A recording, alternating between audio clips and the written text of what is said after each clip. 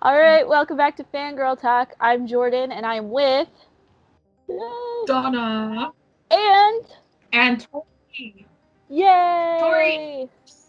And Torrie!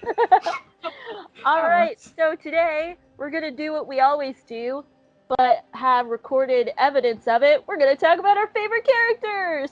Yay! Woo! Woo!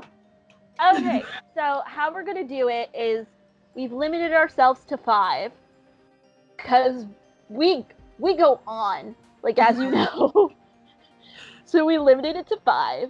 We're gonna go from 5 to 1, and it's gonna be I'll go first, Donna will go second, and then Torrie, the best, will go last. Yay!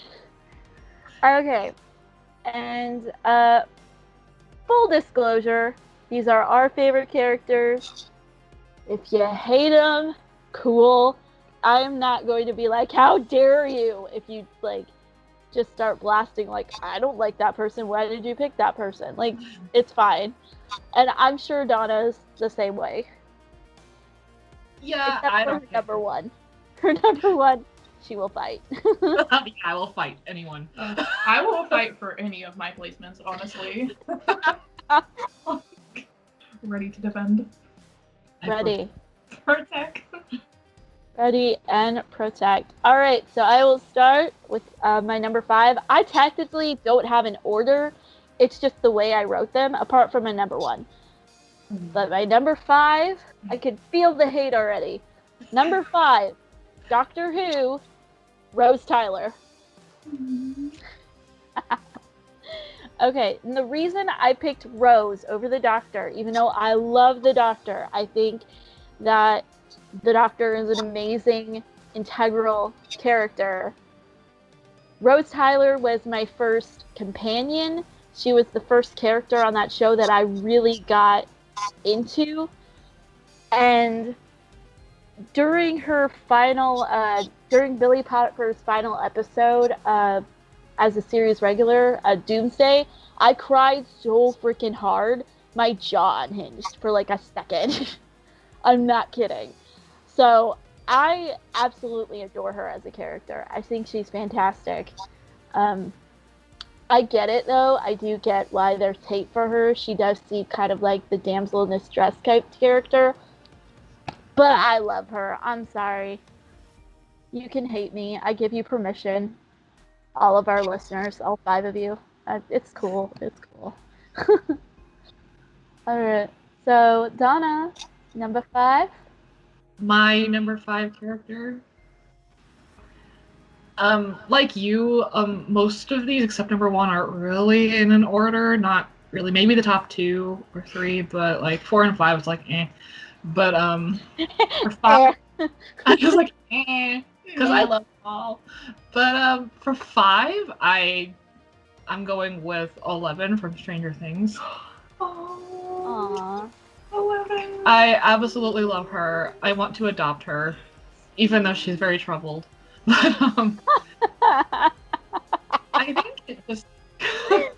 I want to adopt her, like, even though she's troubled. she's very troubled, but Just she has get some powers. extra Kleenexes and some, like, Eggos. You'll be fine. You'll be Yeah. fine. 11's so cool though. I don't know.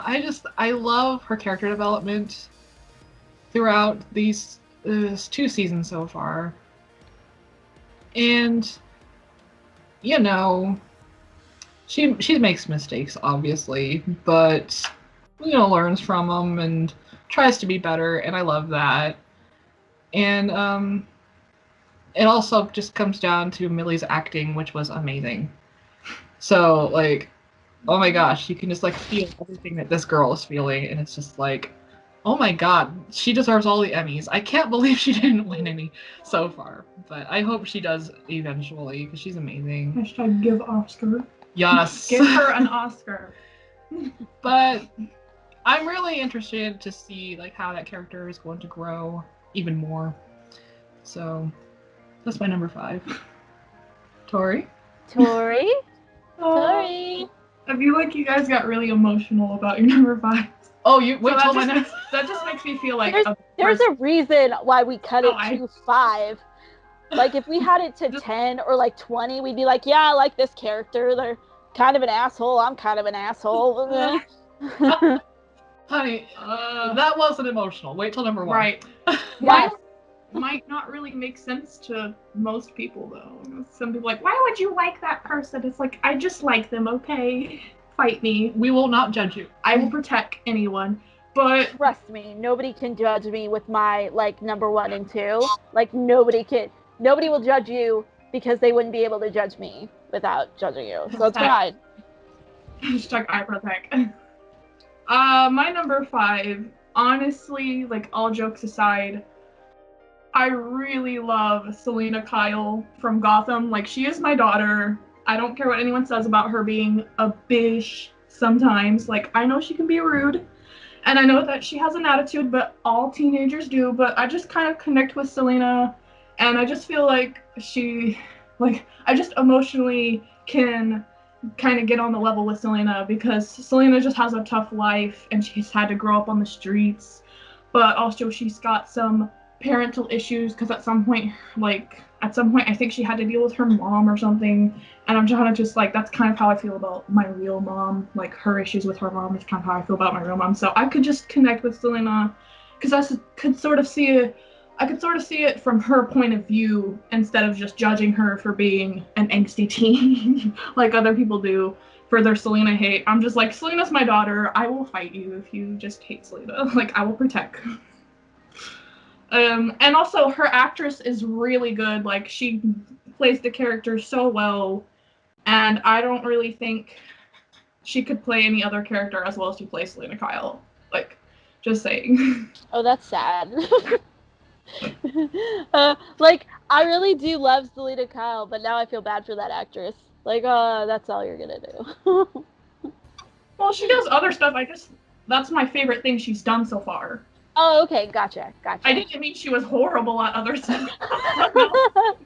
She's really good at her other roles. She's That's no just my Amelia favorite. Clark. No, this Selena Kyle's great.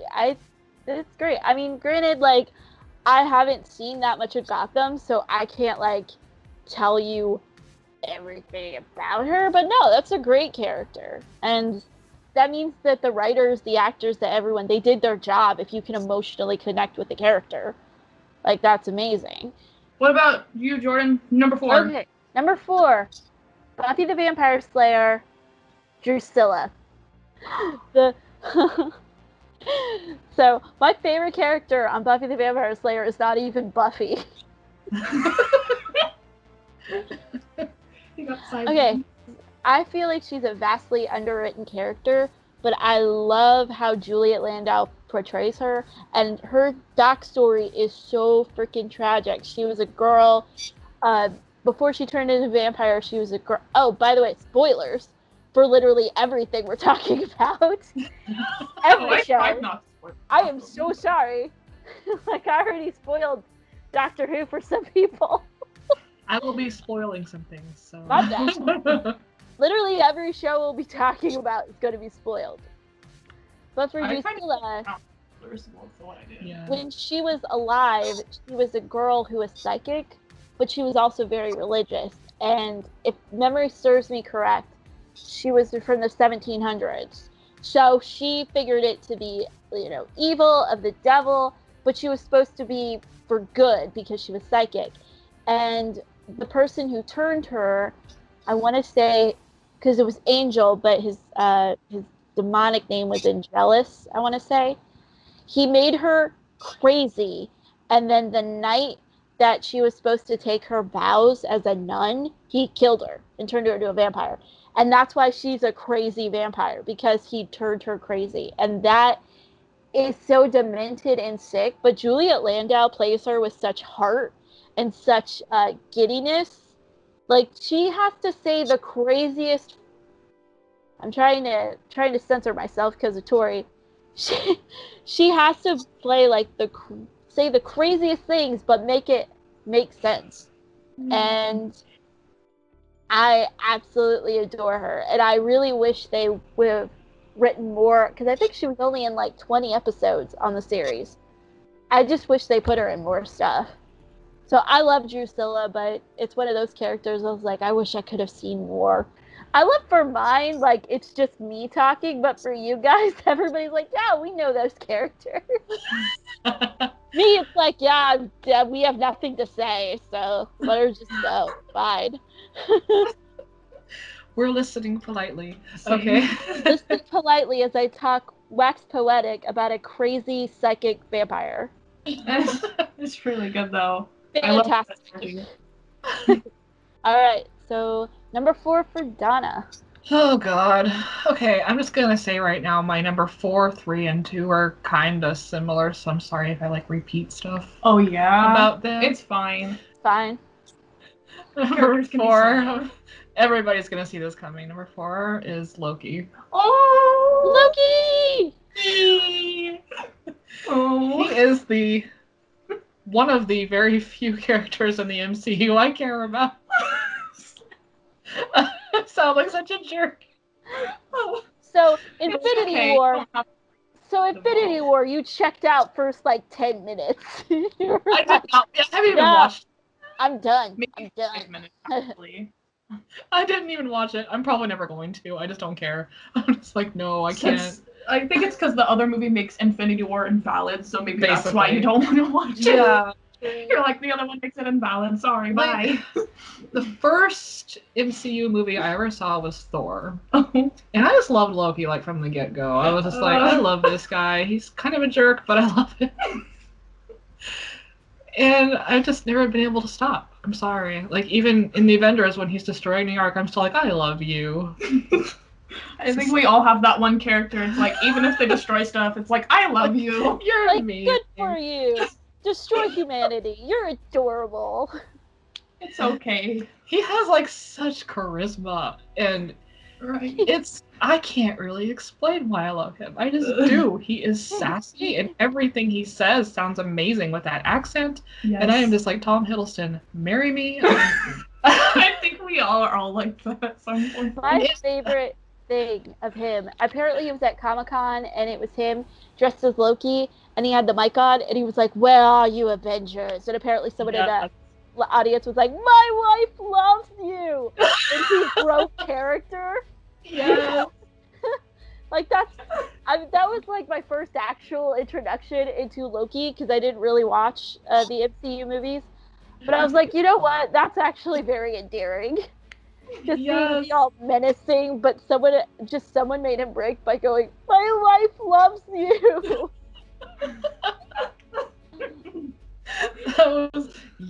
That's one of my favorite Loki moments ever. And Tom, he has so much fun with the character, and you can tell that he loves doing it. And I don't know, I just love him. I can't really describe why. He's Number sassy. 4, Loki, because I love him. He's amazing. And he's had like very subtle development over the years. You know, it's there. You know, he's the god of mischief. So of course he's gonna, pull some shit once in a while, but I love it when he does good things though. I love that. Oh, that warms my heart. I love that so much. That's endearing. That's really sweet. Like, I want to be proud of you. Yay! I want to be proud. Same. So that's my love for Loki in a nutshell. I just love him. In a nutshell. In conclusion, I love Loki. The end. He's one of the few characters in the MCU that can keep my attention for more than 5 minutes. But he hardly has that much screen time if you think about it. It's like, give him his own movie, please. Please. I think they're trying to, actually. I hope so. I heard a rumor about it. I hope it's true. Hashtag make the rumor true. Rewatch the Avengers and you can pay attention and see he's barely even in the movie. Even though he's supposed to be like the main bad guy. He's barely in there. But it is called the Avengers, so maybe that's why it doesn't focus on him that much, because he's not an Avenger. Because Iron Man never shuts up. I don't want to see this. I want to see Loki sass some assholes. Hashtag shut up, Iron Man. Hashtag shut up. I want to see Loki. Loki is valid. Okay, Torrie, what's your number 4? Number 4 of mine is... Okay.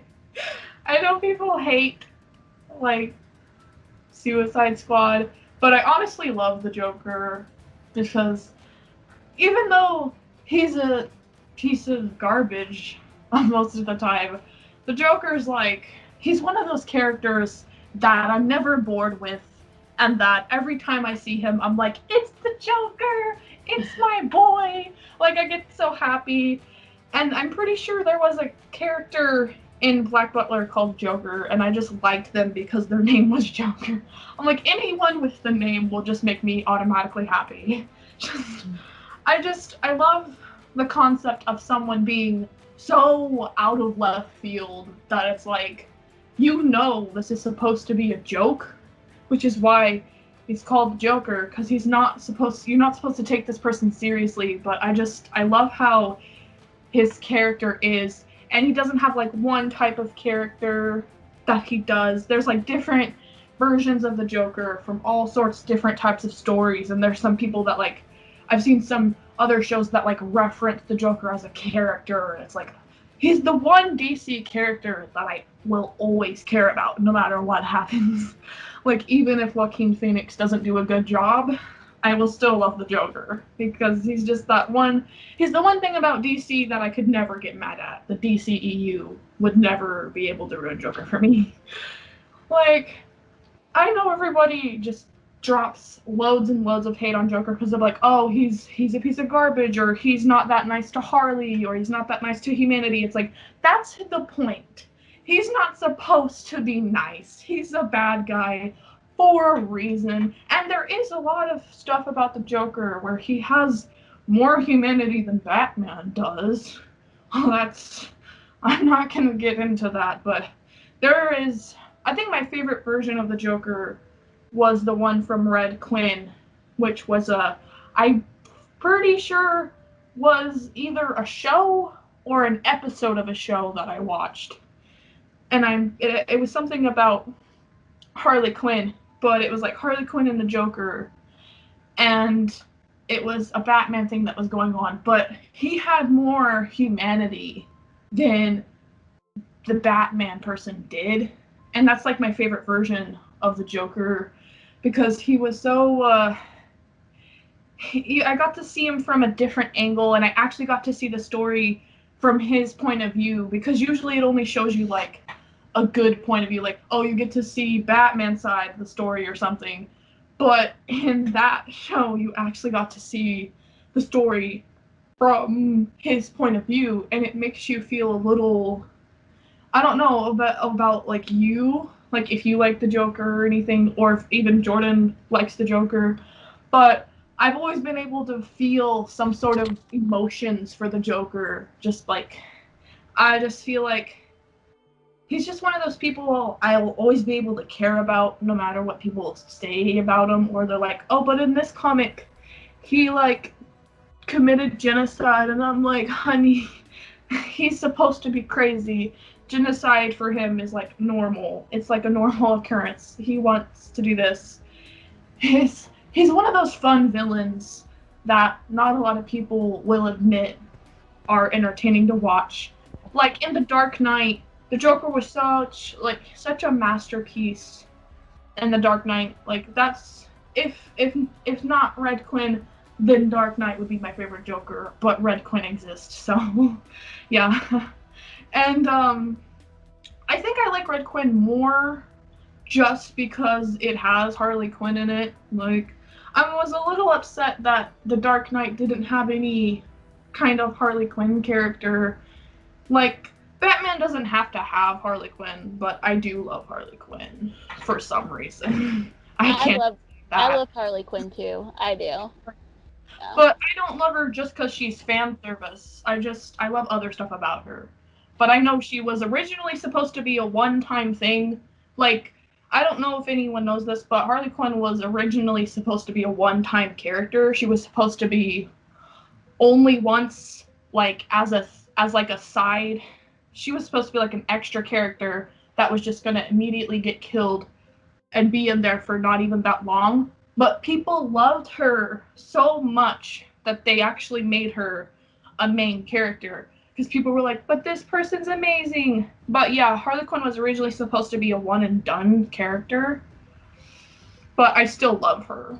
Like, I still have a fondness of her. But I still love Joker more than I love Harley Quinn, just because I've known about Joker longer than I've known about Harley Quinn. Which just makes me sound biased, but oh well, I guess. I guess all my favorites are biased, whatever. Like, they're all biasness. And there's some stuff that the Joker does that makes me cry. Like, if he's in danger, I'll be like, no, get out of danger!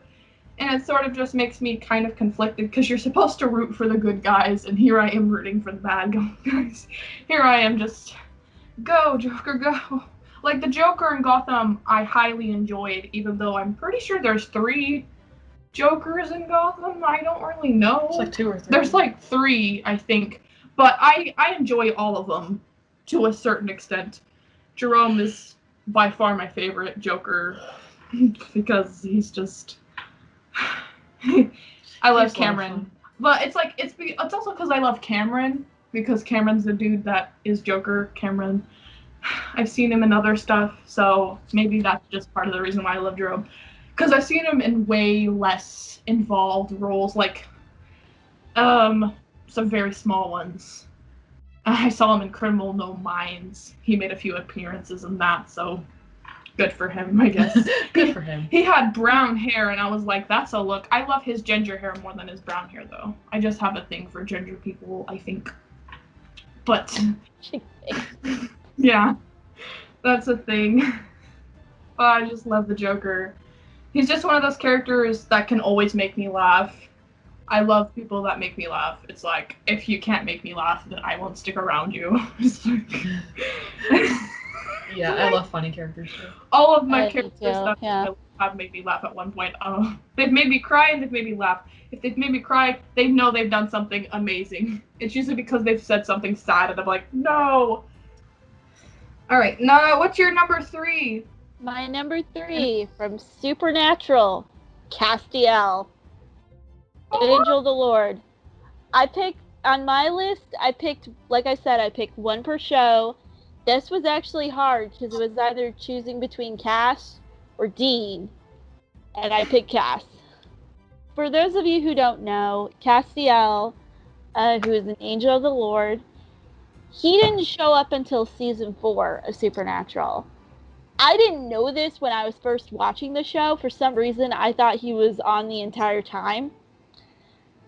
So cut to me watching the first 3 seasons of Supernatural, slowly getting into it, but like, yeah, where's that angel?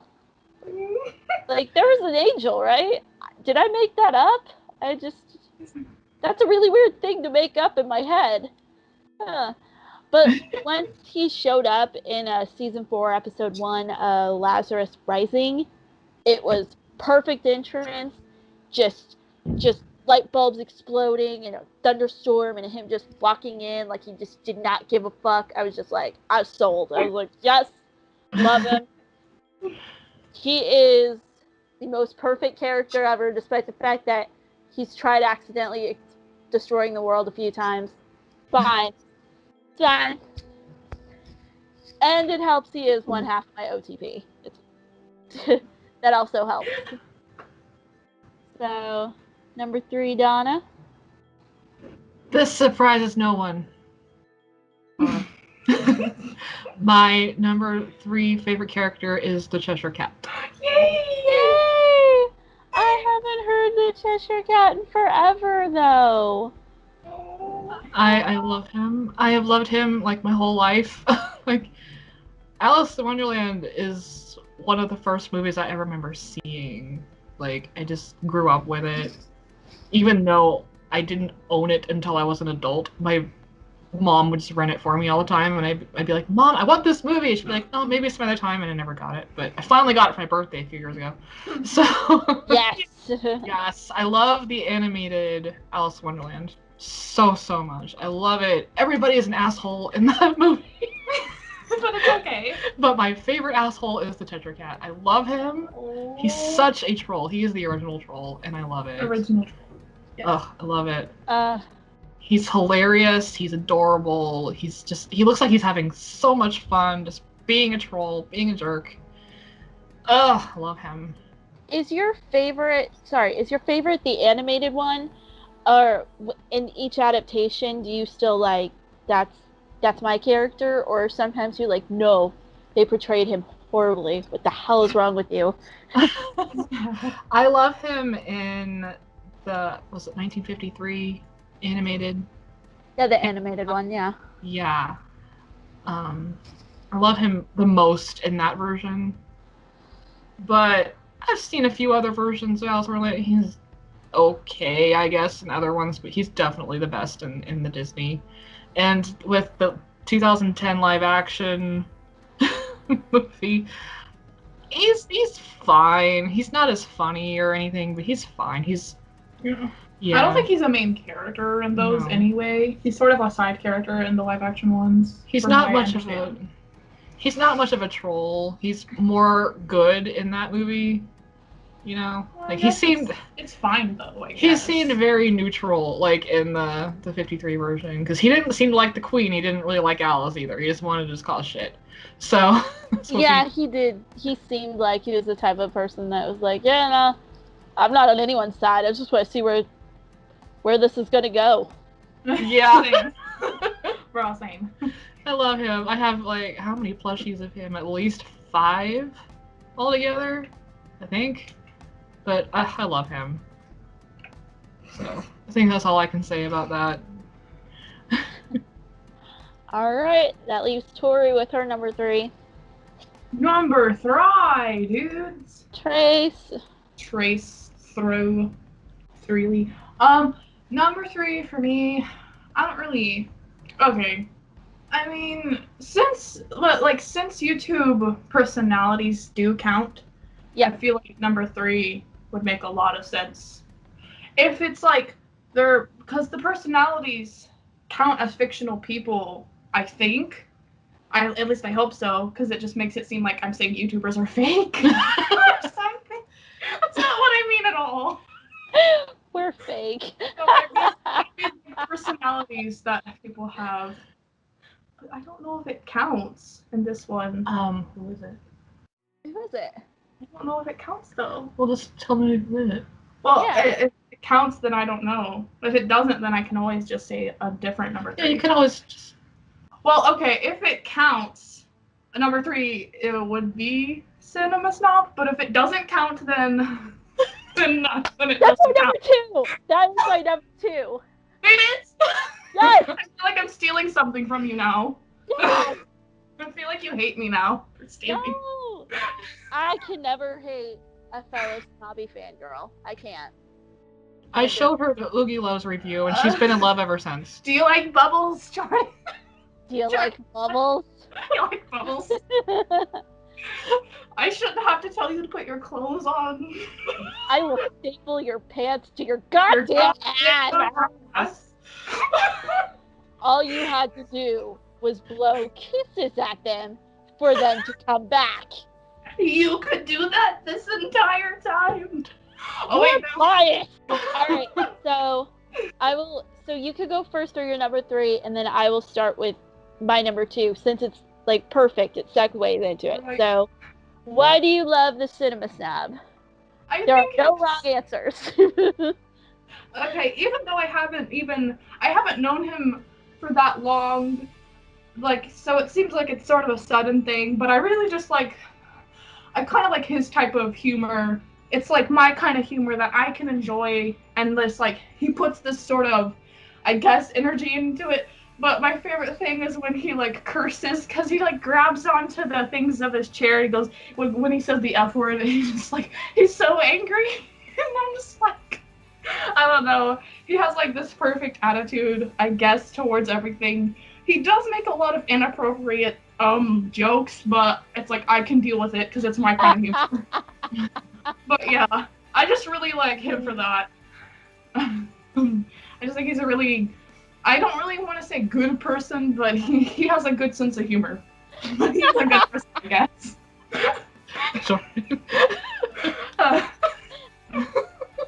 What about you, Jordan? Okay, So my number 2 is also the Cinema Snob. Shock to nobody. Granted, this is a recording, you can't see it, but like I am wearing the Lloyd approved shirt. Oh. Me and Lauren represent. So I also hadn't been a fan for a long time. I didn't start watching until late 2015, but I got into it and I watched Cinema Snob, but it wasn't until I went to 2016 C2E2 when I actually met Brad Jones, who plays the Cinema Snob, and he was such a likable person, such a absolute sweetheart, especially the weekend that I met him. It was kind of a shitty weekend for him, and the fact that he was really sweet, that made me love the Cinema Snob even more because he's such an asshole that it made it significantly more enjoyable to know that he was being played by this genuinely sweet person who's sarcastic as hell, but genuinely sweet and nice, and he's so considerate towards his fans. Like, he really does care about his fans. And he's portraying an absolute dickhead who just gets so angry at bad movies that it's kind of amazing. Like, we referenced Oogie Loves, and it's just so good because it's a children's movie, and he's just getting furious over this badly made children's film. It's just fantastic. I love it. So what's your favorite Snob episode? To get off track for a second. I don't know. I think it was a collab one, but I don't really know if that's my favorite right now. Because I kind of, I laugh way more at, the Oogie Loves video than anything else. But that was, my favorite. I was like, oh, he's doing a collab! And I got, really happy that it was a collab. Mine would probably be Mommy Dearest, because I went in thinking he was going to do this is one of the worst movies of all time. Critically, it was horrible. But he did a spin on it where he was trying to say how bad it was, but it ended up being a positive review. And I absolutely loved it. But I also love it when he screams, it gets angry. Oogie Loves is a fantastic one. War Room's good. Kirk Cameron Saving Christmas is a delight. I highly recommend that one. It is a delight, actually. Yes. I love it. Hi, that's me. I'm Kirk Cameron. I know, you've introduced yourself twice now. Yes. Yes. Drink all the hot chocolate, Kirk. Actually put some hot chocolate in there. Alright, so that's my number 2. I could keep going, but I will stop. Fine. So we will go to Donna's number 2. Oh boy. This shocks no one again. My number 2 favorite character ever is Mephisto from Blue Exorcist. Yeah. Ah! Yes. Mephisto! I love him. Okay, have you ever watched an intro of a show and you really didn't know what it was about or anything, you just never seen any of it before? And you know how a lot of anime intros show the characters for a second and then you're like, I think that one is going to be my favorite just by the look of them. Yeah, it'll do the thing where it's panning and you just see all the people that's going to be in there, but for a split second, yeah. Yeah, that's what happened with me and Mephisto. I was like, I'm probably going to love this guy, and I did. The end of episode 2, I was in love. I was like, oh my god. Just his design, his attitude, that voice. Oh my god, I freaking love him. Were you just like, this is going to be my obsession for a while. Yes. Yes. I'm calling it. Yes. I'm calling it. I can't describe it, but I love him, and it pains me that he's a side character because he is so interesting, even though he hardly does anything. It's just that that personality is just so huge, and I want to see more of it all the time.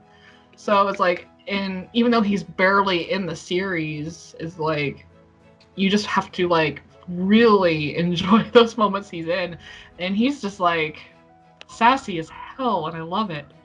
I don't know. And Spoilers. he turns into a dog, and it's the cutest thing. I know. It's so cute. It's a puppy. A talking dog. Yes. Yes. Ugh. Mm. And never forget the episode when they gave him a cake. They gave him a cake and him and a Maimon had to eat it. I was like so happy. Yes, and I love a Maimon too. His brother, he is just... He's a little guinea pig. He thing. is I'm like, amazing. oh, he's so cute. God, I love them so much. Same. I want the series to be about them. I just want a show just about them. And it's like, Mephisto seems to be like a lazy ass. Yes. Who like just sits and watches shit go down. He's floating up in the air with a tea party, his floating chair, just watching everything go down. And he could probably stop it, but he doesn't want to. Yeah. I think there's one time it looked like he was gonna do something, but Mr. August face. Yeah, I was like, come on. I was like, really, August? I'll throw something at you, August. Good. I wanted to see what he could do, but they didn't let us see it. I was like, oh, okay. I'm like, fine, be And like that. never forget his adorable drawings. Yes, his adorable drawings. Art. Actual art. It was literal art. Literally art. I love him. I've never seen art make art before. And Sam Riegel, just his voice. Oh my god. I love his sassy voice. Voice more people, please. At last we meet. And it's just like, oh my god.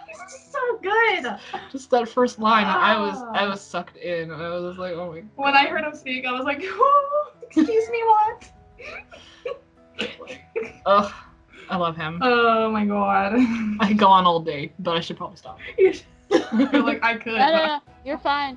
You're fine. I'll go on day with mine. You go all day with yours. It's fine. I think we could probably all go all day with ours, but we're like, no, let's not do that. Like we feel ourselves like going into it, and it's like, you know what? Let's stop. It's like, let's stop. Yeah. Let's stop. He's just fun to watch, and I love him. So. What's your two? Oh.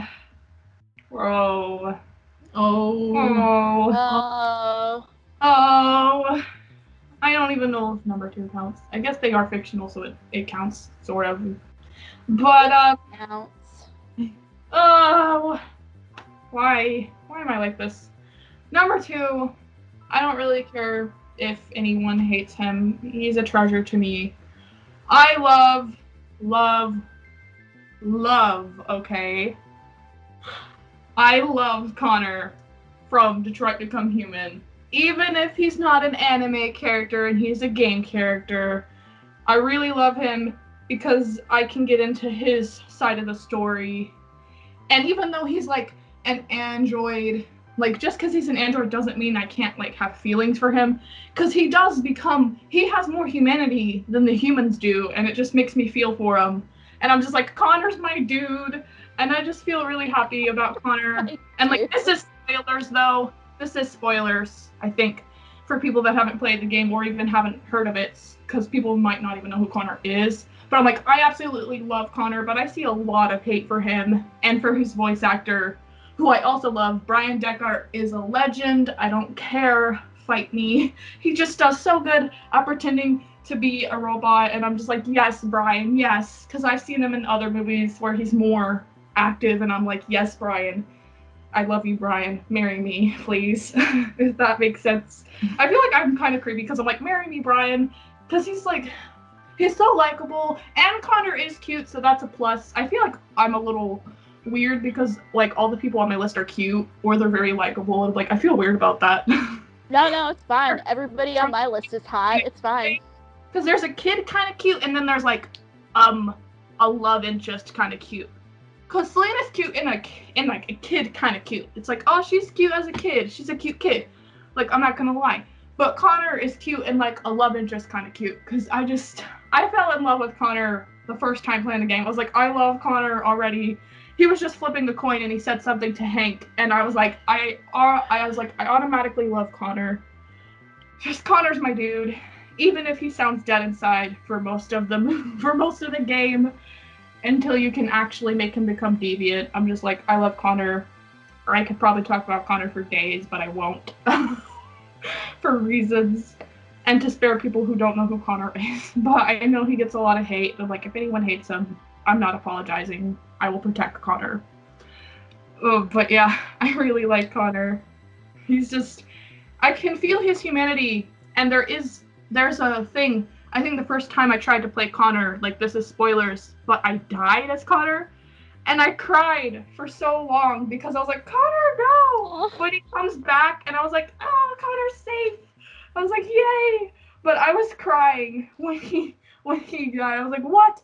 Because there is a section in the game where you can't escape it. Like, it's written in the game that he does die at least once, and I was like crying, but it came back later, and I was like, it's Connor! Yay! Like, I got so happy. But yeah, I can't explain it. I felt emotionally connected to Connor because of his struggles to try to be human, because he had more humanity than most humans. Like, most humans were becoming more, like, less and less interactive, and they were kind of like the androids. Like, the androids had more humanity than the humans did, because the humans were just, like, assholes, basically. Like, just saying. I don't like calling people that, but they were really rude. Except for Hank. Maybe a few people, but yeah. So, that's the thing. I love Connor. Who's number 2? So, Jordan, what's your number 1? Okay, my number 1. Okay. I'm gonna give it a little bit of leeway. Okay, my number 1. Everybody who knows me knows this is my number 1. I've talked about her, I've tweeted about her, everything. But to literally everybody else, you're not gonna know what this is or who this is referencing to. So don't feel bad. But my number 1 favorite character, Hooker, from the Hooker with a Heart of Gold. She is my favorite all-time character. I absolutely love her. For those of you who don't know, The Hooker with a Heart of Gold is a movie/miniseries that has been written and directed by Brad Jones, the creator of the Cinema Snob. And Hooker is his titular main character who, due to circumstances, dies and ends up getting operated on by a Dr. Rogan, who gives her a literal heart of gold, named after the trope of Hooker with a Heart of Gold. I love her. I absolutely love her. She is portrayed by actress Sarah Gobble, and she is absolutely fantastic in the movie. She is so good. She is a flawed character. She's a contradictory character. She's smart, yet she's sometimes naive. She's strong, but sometimes she's weak. She can fend for herself, but she also knows when she has to take a step back and just take what's going to happen to her. She is absolutely my favorite character. And the movie is in 5 parts. It's on the cinemasnob.com. Links are up. I highly recommend, if you got the time, because it's a long-ass movie. It's like, I think like 4.5, 5 hours. It's super long, but I highly recommend it. Not only is Sarah fantastic in it, but Brad as the 2 bad guys, Zalman and Steele, is amazing in it. Jillian Zorowski as Janet is fantastic in it. Brian Lewis as Dr. Rogan is fantastic. I highly recommend this movie. It's like my second favorite movie of all time. It's behind A Clockwork Orange. But yeah, she is my favorite character. She doesn't have a name, but she doesn't really need a name because she's just so freaking badass. Just got this girl with a shotgun, just ready to kick ass and take names. Love it. I will sing praises for that character until the day I die. Just love her. Absolutely love her.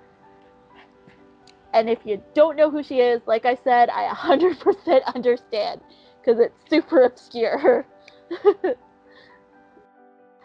So, Donna, I think I know what your number one is, but maybe I'm wrong. Maybe it's just like, oh no, it's da da da da. I'm like, huh, didn't see that coming. Okay. Oh god. This is gonna be fun. All right. So number one. My number one? Yes. Everybody knows this. Elle from Death Note. Damn it! I was wrong. I thought it was Stiddo. No, I'm kidding. No. It's Light Yagami. No. Exposed. No. That's your number Rem. one on your least favorite characters. That's your number one on your least. Expose her. Hashtag No, exposed. Rem is my favorite. Okay. Exposed. There's this guy. Okay. There's this guy in episode 4 who's walking with some books. He's my favorite character of all time. That kid who wanted his mother to pick him up in episode 1. That was my favorite. So good. He said that line perfectly. I loved it. I wish we could have followed that guy. Yep, one time. One time. This is why you get bullied. Okay. Okay, but seriously, where do I start with him? Whoa. My god. Okay. I really don't know where to start. Okay. Well, Elle is from Death Note. Mhm. For literally, I don't know who would not know that, but you never know. Some people don't. Okay, major spoilers Oh, So many spoilers. for the manga, the anime, and the movies. Yes. So, yeah, this is important to know all of this. And the perfectly made TV show, because come on, God, that guys. doesn't count. So good. So I'm good, going- you guys. I'm gonna ignore that one. So That one does. No, all right. Fine. Let's just ignore the model one. Whatever. for some reason. Okay, I think one of the things I love the most about him is kind of how vague his character is and how little information we get. Like, that seems like it would be annoying, and sometimes it kind of is, but it gives you so much room to have headcanons and to kind of almost kind of make the character your own in a way. Because, Yeah. like, you know, even Kenichi, who played him in the movies, said that everyone seems to have their own interpretation of the character. And I really love that because, like, I've seen so many people interpret him in so many different ways, and no one seems to have the same identical interpretation. And I really like that. And I just hope the writer never says that, you know, everything that I believe is wrong, because that would probably destroy me. But I don't think he ever would. probably, Like, I think the fan base is so mass and so intricate, and he would know that it would piss so many people off if he said, no, this is the one thing, the one story, this is exactly what he is. Like, I Yeah. think that would just piss too many people off. it's just like, it doesn't seem like he's the kind of character that isn't completely black and white for everyone, and I like that, because, like, a lot of people look at him and they see this jerk, you know, who's selfish and just wants to win, which is kind of true, but, like, when you really look at the whole picture and you really just, you know, look at everything that he does, and I see a lot of goodness there. I don't know, a lot of people would probably disagree with that. You know, there's so many instances where it looks like he's being a jerk, but I don't see that, if that makes any sense. No, it Because does. 'Cause I always... Oh, sorry. What were you going to say? I was saying, like, I always looked at it as that, like, him being distant is because, like, he had to be distant. But you could tell, even in the show, like, animated, you could tell that it hurt. It did affect him, being distant to people all the time. Like, having him at arm's length. Like, that was a precautionary thing because he had to do that. to protect himself. Like, spoilers. Huge friggin' spoiler right now. I feel like he knew that in the event of his death, he didn't want people to be emotionally attached. Like, that's always how I took it as. Like, because he's a detective. He works in big things. So he felt like I have to limit myself to like one person to being in my personal life, and then that's it. So I didn't ever take that as like he's a jerk. I knew he liked his sweets. Yeah. That's Like, about it.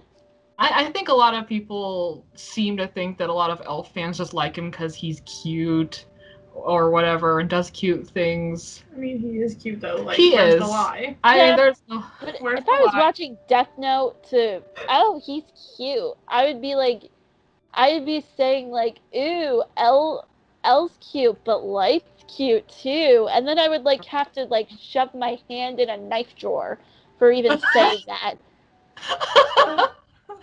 Okay, but seriously, like, there's so much more to him than that. You know, like, I think that the way that I fangirl about him, I can't, like, go into detail, like, on public social media, because then that gives away spoilers. So, usually, like, when I post stuff, it probably people think, oh, you're shallow. You just like him because he's cute. And I'm like, no. I always miss it.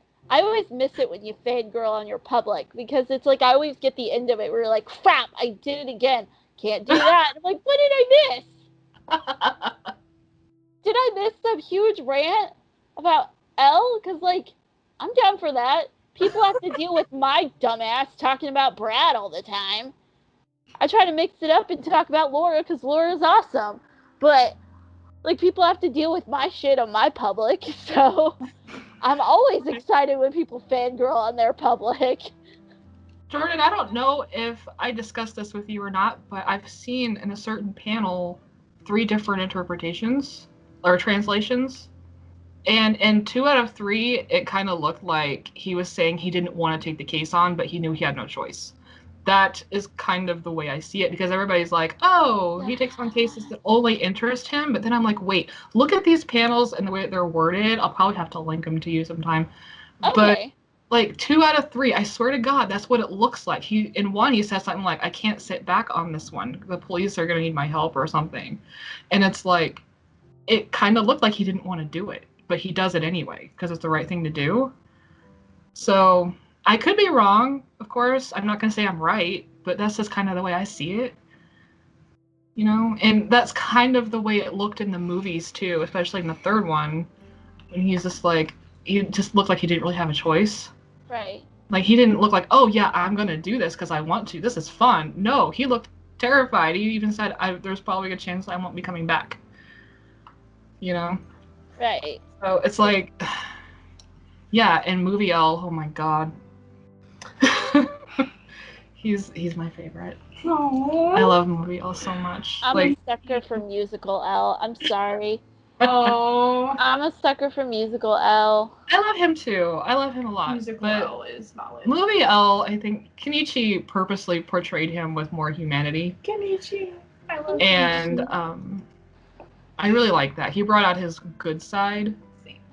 And I know that they did what they did in the 2nd movie to cut out time because they couldn't get like near and mellow at the end. So they're like, oh, let's just have Elle do this, you know.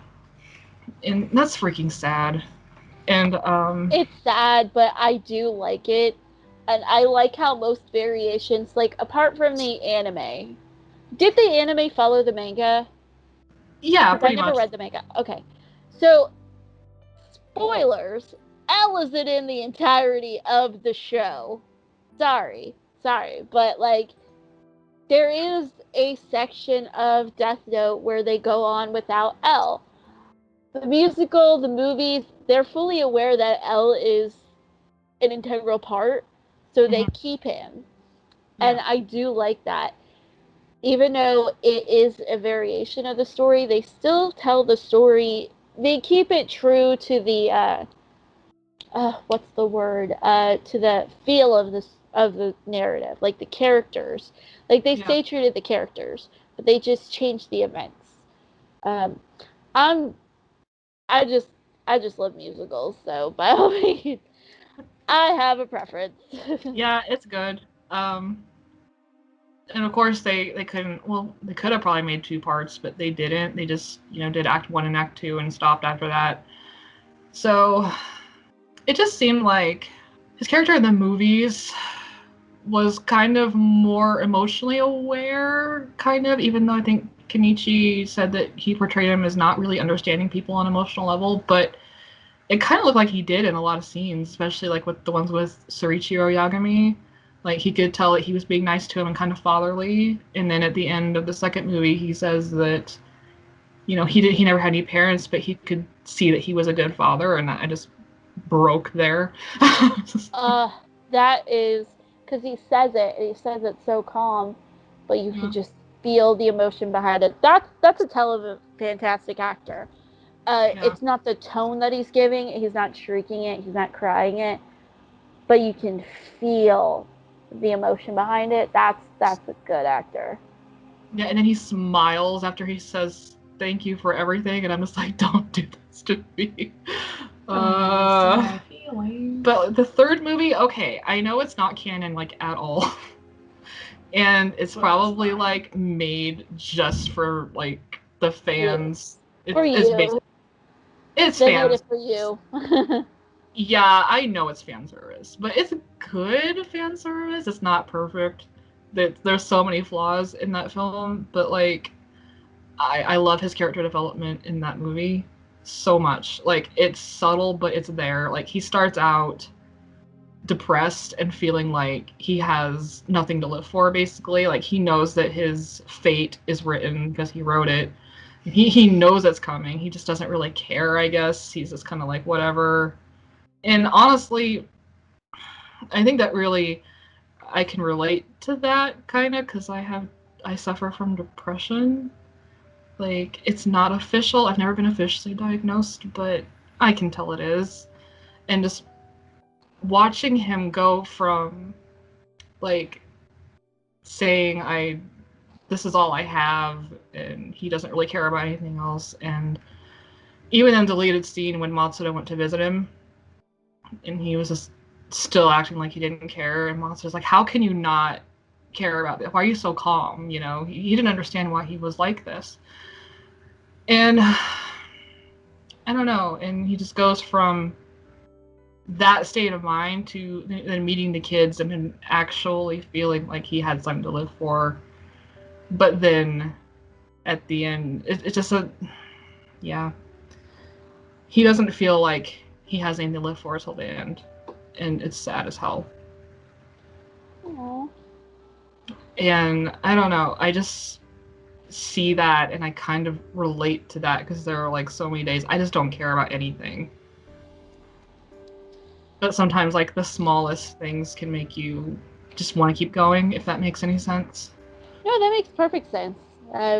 If a character you can connect with and relate to, even if it's something that you feel that is a negative part of your life, whether it be mental issues or things that you really don't talk about to a lot of people, but you internalize, to connect with a character like that in that sort of way is actually really helps shine a light on what you're going through and what other people are going through, because it shows that your feelings are relatable and they are found in other people. Because I absolutely agree with you. It does feel like L, even though he's so smart, but he's so isolated. So he is naturally a down person. Like I completely thought the entirety of the show that he was, even though he was smart and he was sure of himself, it always felt like he had doubts in his head. So I completely understand where you're going through, and I get it. I 100% get it. Yeah. Like I think that's a fantastic way that you worded it. Yeah, and that freaking message you put in Maki's teddy bear, I always freaking cry at that. Because I think it's something like make tomorrow a good day too, and I'm just like, don't do this to me. Damn it! My feels. You're my boy, Al. But I love anime L too a lot. In manga L. I love Alessandro Giuliani's voice. He's just amazing. Like, it's so good.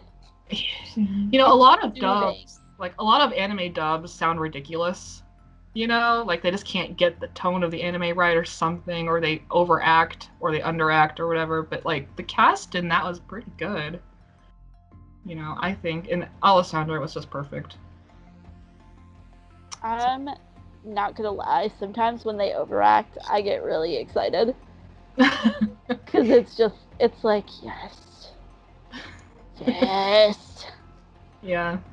But there are people who hate dubs, but I'm fine with that one. That one's fine. It's definitely the best dub I think I've heard so far. I don't watch a ton of anime, but that's definitely my favorite dub cast, so. Not every voice is perfect, but, they're mostly. Right. So. Number 1 for Donna, L. So number 1 for Torrie, last one. I'm excited, because I knew what Donna's was going to be. I feel like I'm going to cry. Oh, don't cry. I think I'm going to cry. Because we're all just being very emotional. Like, I feel like I'm going to cry. My eyes watered a little bit. I thought I was going to break down, but I didn't. I almost did. But I was like, oh. As much as I love everyone on my long, painfully long list, I love them all to pieces, and I feel like, I don't know, I just feel like this wouldn't make sense to most people, but my ultimate favorite, as much as I love anime, like, as much as anime is a very strong place for me to stand on, I feel like I can connect with video games more because I'm more of a gamer than an anime watcher. As much as I love anime, because I don't hate anime, like, by any means. No. Yeah. But I just feel like gaming has always just been my thing ever since I was little. The first time playing Pac-Man, I just knew I was going to be a gamer. Like, the first time I played a game, the first game I ever played was Pac-Man, and I was just instantly hooked. And the first game I ever played was Pac-Man, then I played some Game Boy games, but my ultimate favorite character, my number 1 love, is for a computer game character, Natsuki from Doki Doki Literature Club. Because Natsuki is she's my girl. She's the best girl, in my opinion, that you can pick, because it's a fake. Okay, it starts off as a fake dating sim, Doki Doki Literature Club, for people that don't know what it is. It's like a fake dating sim at first, where you're playing as a person named Michael Carter, who, by the way, has an amazing voice. I love him to pieces. I can't really explain his voice, but it's somewhere in between like when you actually hear the people's voices, because you can hear the people's voices in Doki Doki. His voice kind of sounds like if Mephisto was doing an impression of someone. Like, that's what his voice sounds like most of the time. And I'm just like, it throws me off guard a lot. But that's what Michael's voice sounds like, and it's just the best thing. But Natsuki is my favorite person. As much as I love the other characters in DDLC, Natsuki's the best girl for me, because I feel like I could get on a personal level with Natsuki. Because I don't actually like every game I play, like, to anyone's surprise. And I mostly hate characters in games. Like, they annoy me. I'm just like, shut up with most characters that are in games. Because I just feel like they're so annoying. Or if the games don't have the character speaking, I feel like I can't get emotionally into the game. And most of DDLC is reading their monologue. But, like, they do speak every once in a while. And I'm like, this is fine. Because DDLC is more interactive than anything else. And I just feel like it's the perfect game for people that are computer gamers, whatever the word is for that. But I really love it. I'm pretty sure it's still free on Steam, if anyone wants to play that. Natsuki is my favorite person, not only because I think she's sort of like the cinnamon roll status one out of the bunch of girls, because Yuri is more of a yandere than anything else. Like, Yuri is way obsessive over the character that you play, and I'm just kind of like, Yuri, I need my personal space, okay? You better stay over there. I feel like Monica is also an obsessive person because she tries to delete the other characters. And I'm just like, Monica, honey, you need some therapy. And I feel like Sayori, since Sayori's your best friend in the game, I'm like, you probably shouldn't like your best friend like that. I feel like Sayori just is, she's a small bean, but she's not Cinnamoroll status. But the game did make me cry. I think it's the first time I ever cried playing a video game because I hadn't played Detroit Become Human yet. The very first time I cried playing a video game was Doki Doki, because spoilers, like, you build up this relationship or this friendship with Sayori, and you build up this relationship with Natsuki, but Sayori, at some point in the game, I don't know if I should talk about this, but I feel like I should for other reasons. Sayori decides to take her own life because she appears to be like this happy person, but she's actually sad, and I feel like that does seem to be very heavy because the game seems like a sort of knockoff game at first, but then it turns into a very serious game kind of out of nowhere. It has like this dark twist to it, which is why I love it so much, because it's not continuously boring. It has a twist that the twist doesn't really come out of nowhere. It's not like an annoying twist. Because I know some people will get annoyed if a twist doesn't make any sense, because you can kind of see something slowly building up to it having a twist, and it, like, you don't really know if it's gonna twist or not, but it happens. And I cried when Sayori decided to do that, because I was like, Sayori, no. And Natsuki helps your character through a thing, because your character becomes very depressed about the Sayori thing. But I think the main reason I love Natsuki is because I could relate to her more than anyone else in the game, even more than the person I was playing, because Natsuki, she was one of those people that she just wants other people to be happy, and that's kind of how I am. I don't really care about how I feel most of the time, and that's how Natsuki is. She doesn't care how she feels, she cares about how other people feel. And that's also, like, that's just comparison to how I am. Even if that makes me sound really weird, I want other people to be happier than I am. Because when other people are happy, I feel like I can be happy. And when other people get really depressed, it kind of makes me feel sad because I feel like I've done something wrong. And that's kind of how Natsuki is, so I could level with her on like a personal stand. Because Natsuki, she's really happy on the outside, but she's very depressed, and that's kind of like how I am. Because, like, I hide it very well most of the time, because I try to be happy, but it's kind of like some things just make me upset, they probably shouldn't.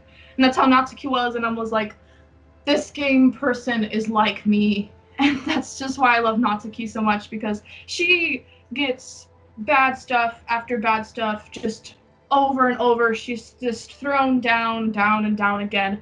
But every time she gets back up, and that's kind of how I am. It's like, no matter how many times people say that she's not good enough in the game, or that she can't do anything right, like, no matter how many times in the game that she's, like, criticized, she always finds a way to be happy, and that's kind of how I am.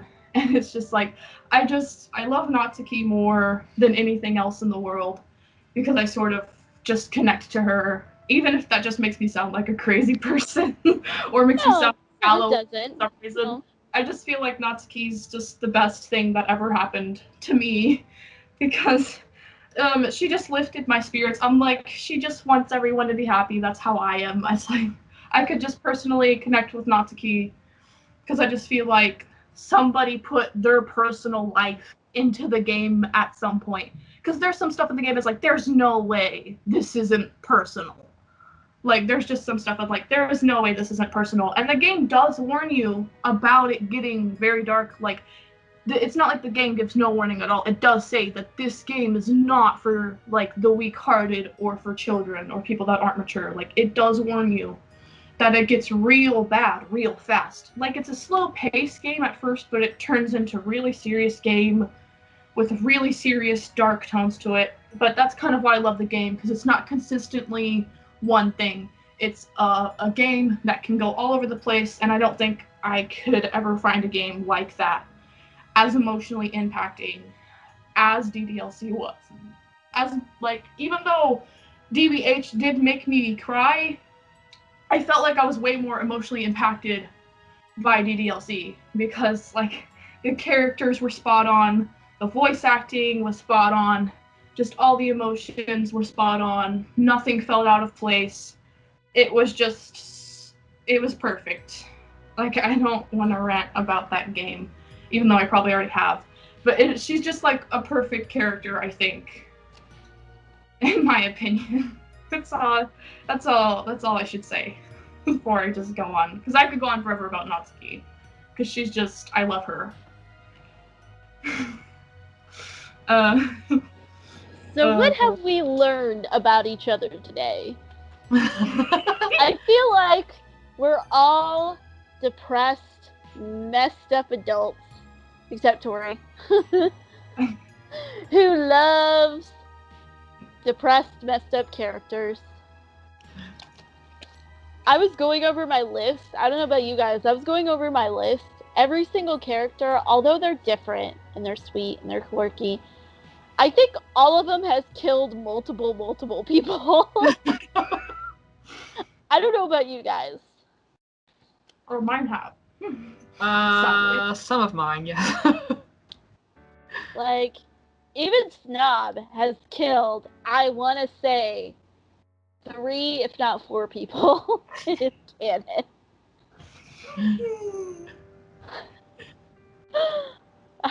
Wait. I don't know what that says. I can 100% confirm that my 5 have killed someone. Have all 5 of my... Cheshire Cat, I don't know. Oh yeah, that's right, Cheshire Cat. But I don't think he's killed anybody. He tried.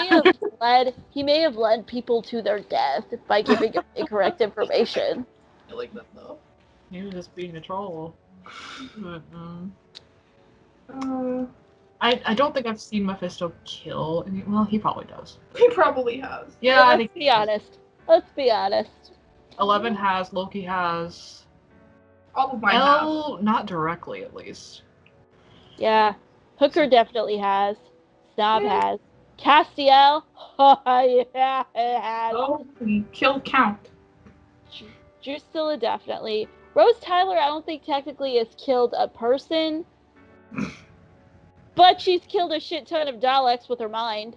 So that counts. So, we've learned a lot about each other today. We all love messed up characters, and I think that's fantastic. Alright, so you want to get out the outro? Say bye to everybody out there. Go ahead, Jordan. Alright, well, this is Jordan. Or this has been Jordan, will be Jordan, forever Jordan, whatever. And Donna? And Donna and Torrie. And remember, you may hate our characters, and we respect your decision to hate our characters, but since it's a dumbass decision, we're gonna ignore it. See you next week, guys. Bye! Bye!